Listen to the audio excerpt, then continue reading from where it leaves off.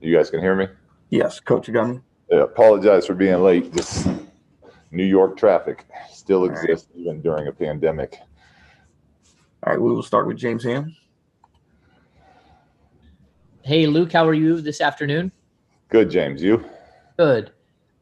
Just where are we at with Harrison? Do we have any prognosis for him tonight? And just where is the spirit of your team outside of that?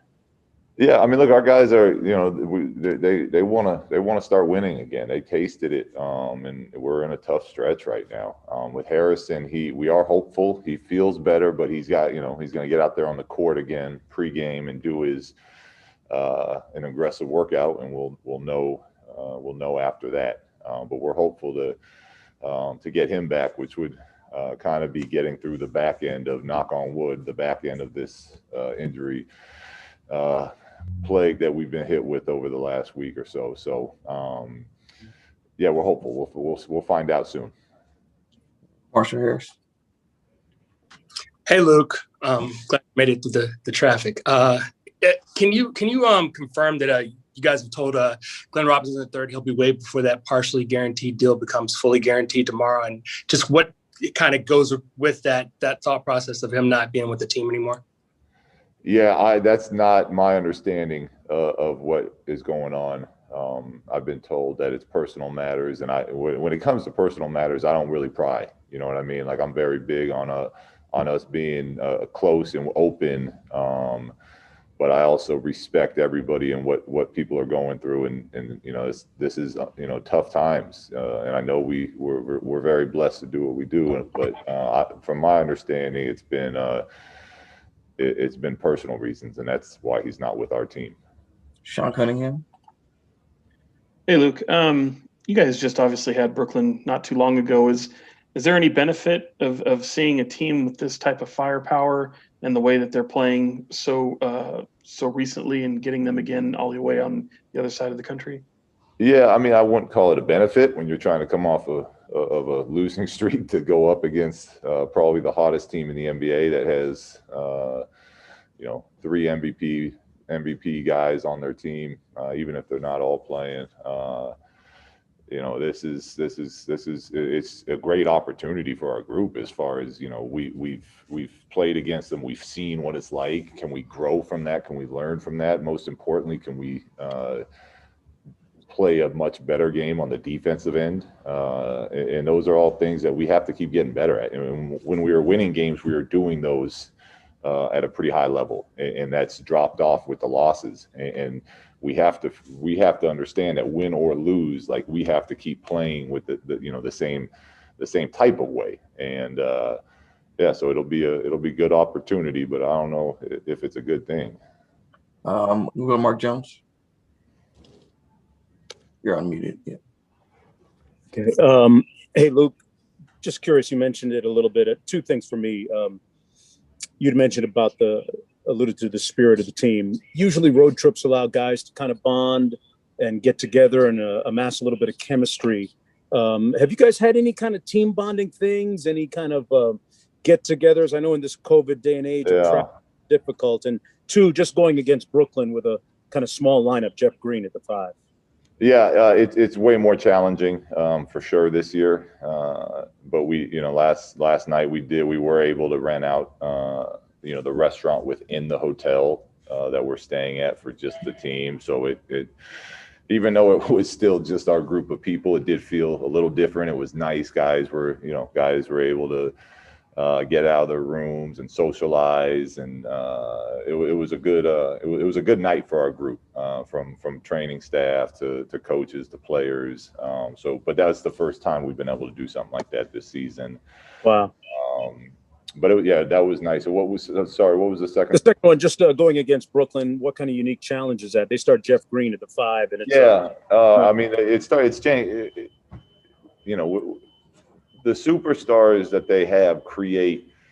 For years we've been game planning everything for just one of them, and now there's like multiple. They start with a high split last game with Kyrie and James, and so it starts with just really being locked in to not to trying to get them out of their rhythm, because when they play in a rhythm, they're just too good. There's nothing you can do. And we did a poor job of that when we played them a few weeks ago. I mean, you look at Kyrie and how efficient he was, and James had a big night, and then everyone else on the team, the role players got going as well because they were in that rhythm most of the night. Hopefully they don't hit 27 threes again. Like, I think that's probably just a little bit of bad luck on that part of it. But for the most part, we have to do a much better job of trying to get them out of their rhythm. Otherwise, it's just too much shooting and too much talent over there to try to outscore that team. Marshall Harris. Hey, Luke, just depending on if Harrison plays or not, how do you see Daquan Jeffries' role maybe growing this game in the future, and then what compared to what you've seen from him of late, especially in a matchup like this where, I mean, everybody's going to be able to score that's on the floor for Brooklyn? Yeah, I mean, it's good for him. Ideally for him, you're on this path. You kind of get to start off. You're trying to make the NBA. You get to start off going against second unit guys. But you get thrown in the fire. It's a quick way of learning too. I talked about it last night. His matchups pretty much all night were Middleton and Giannis. I mean, that's not easy for anyone, let alone somebody that's just kind of trying to break into the league. So it'll be a good experience for him tonight. And if whether Harrison plays or not, we'll see him out there on the court. Sean Cunningham. Yeah, Luke, I just wanted to follow up a little bit about a comment you made after the Milwaukee game about De'Aaron and kind of creating that environment to help him kind of get going again. Can you kind of maybe shed a little light on just kind of what that looks like? Yeah, we need our spacing. We need to get, we need to be setting,